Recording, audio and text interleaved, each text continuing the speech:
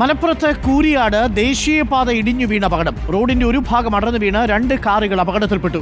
തലനാരിഴയ്ക്കാണ് യാത്രക്കാർ രക്ഷപ്പെട്ടത്. കൂരിയാടിനും കൊളപ്പുറത്തിനുമിടയിൽ നിർമ്മാണം പുരോഗമിക്കുന്ന ഭാഗത്ത് ഇന്ന് ഉച്ചയ്ക്ക് 2:30യോടെയാണ് അപകടമുണ്ടായത്. വളരെ ഉയരത്തിൽ നിന്നാണ് താഴ്ചയിലുള്ള സർവീസ് റോഡിലേക്ക് മണ്ണിടിഞ്ഞു വീണത്.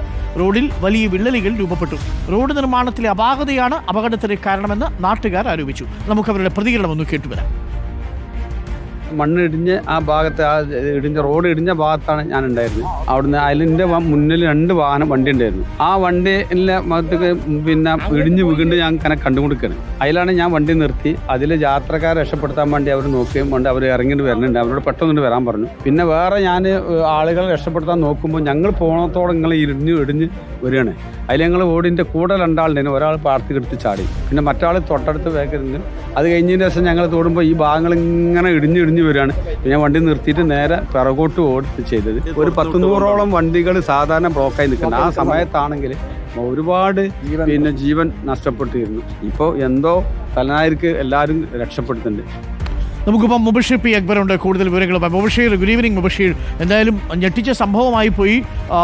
ഈ റോഡ് നിർമ്മാണത്തിലെ അപാകതയാണോ ഈ അപകടത്തിൻ്റെ കാരണം? നിർമ്മാണം പൂർത്തിയാക്കിയിട്ടില്ല. നിർമ്മാണത്തിലിരിക്കുന്ന റോഡിൻ്റെ മേൽഭാഗമാണ് ഇടിഞ്ഞ് താഴേക്ക് വീണത്.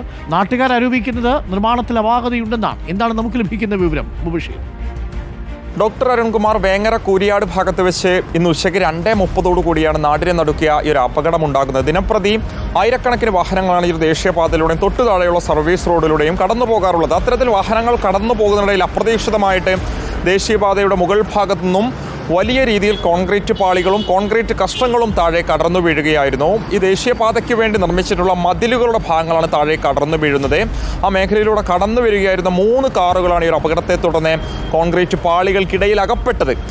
ഉടനെ തന്നെ നാട്ടുകാരുടെ സമയോചിത ഇടപെടലാണ് വലിയ ഒരു ദുരന്തം ഒഴിവായത്. യാത്രക്കാർ തലനാരിഴയ്ക്ക് രക്ഷപ്പെട്ടു എന്ന് തന്നെ പറയേണ്ടി വരും. പക്ഷേ അപകടമുണ്ടാകുന്ന സമയത്ത് ഈ ദേശീയപാതയുടെ ഒരു ഭാഗത്തേക്ക് വാഹനയാത്രക്കാർ കടന്നു വന്നിരുന്നെങ്കിൽ വലിയൊരു അപകടമുണ്ടായേനെ എന്നുള്ളത് തന്നെയാണ് ദൃക്സാക്ഷികളും വ്യക്തമാക്കുന്നത്. ഈ ഒരു വാഹനങ്ങൾ ഏറെക്കുറെ തകർന്നിട്ടുണ്ട്. വാഹനത്തിലുണ്ടായിരുന്ന ചുരുക്കം ചില യാത്രക്കാർക്ക് ചെറിയ രീതിയിലുള്ള പരിക്കും സംഭവിച്ചിട്ടുണ്ട്. എന്തായാലും സംഭവവുമായി ബന്ധപ്പെട്ട് വലിയ പ്രതിഷേധമാണ് ഇന്ന് ആ ഒരു മേഖലയിൽ ഉണ്ടായിരുന്നത്.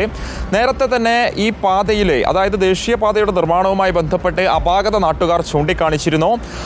ദേശീയപാതയുടെ നിർമ്മാണത്തിന് വേണ്ടി ഉപയോഗിക്കുന്ന സാധന സാമഗ്രികളുടെ ഗുണമേന്മ പരിശോധിക്കണമെന്ന് നാട്ടുകാർ ആവശ്യപ്പെട്ടിരുന്നു. നേരത്തെയൊക്കെ തന്നെ കോഴിക്കോട് പൂർത്തിയായ ദേശീയപാതയ്ക്ക് വേണ്ടി പല മേഖലകളിലും സുരക്ഷയുടെ ഭാഗമായി ഫില്ലറുകൾ സ്ഥാപിച്ചിരുന്നു. മലപ്പുറത്തെ പല ഭാഗങ്ങളിലും അതില്ലാത്തത് അപകടത്തിന് കാരണമാകുമെന്ന് തന്നെ ഈ നാട്ടുകാരും ജനകീയ സമിതിയൊക്കെ തന്നെ ചൂണ്ടിക്കാണിച്ചിരുന്നു. നേരത്തെ തൊട്ടടുത്ത, അതായത് മീറ്ററുകൾക്കപ്പുറത്തുള്ള കക്കാട് പ്രദേശത്ത് സമാനമായ രീതിയിലുള്ള സംഭവം ഉണ്ടായ സമയത്ത് തന്നെ ഒരു പരാതി നാട്ടുകാർ നൽകിയിരുന്നു. ആ ഒരു സമയത്ത് അത് ഗൗരവത്തോടു കൂടി എടുത്തിരുന്നെങ്കിൽ ഇന്നിപ്പോൾ ഈ ഒരു അപകടം ഉണ്ടാകുമായിരുന്നില്ല എന്നുള്ളതാണ് നാട്ടുകാർ പറയുന്നത്. അത് ഉന്നയിച്ചുകൊണ്ട് ഇന്ന് കുത്തിയിരിപ്പ് സമരം നാട്ടുകാർ നടത്തിയിട്ടുണ്ട്. അടിയന്തര നടപടി, പരിശോധന ഈ വിഷയത്തിൽ നടത്തണമെന്നുള്ളതാണ് നാട്ടുകാരുടെ ആവശ്യം. എന്തായാലും തലനാരിഴയ്ക്ക് വലിയൊരു അപകടം ഒഴിവായി എന്നുള്ളത് തന്നെയാണ് ഒരു സംഭവവുമായി ബന്ധപ്പെട്ട് പറയാനുള്ളത്. ഓക്കെ, ശരിക്കും തലനാരിഴയ്ക്ക് തന്നെയാണ് ഒരു അപകടം ഒഴിവായത്. എന്തായാലും അന്വേഷണം ഉണ്ടാവുമെന്ന് ഉറപ്പാണ്.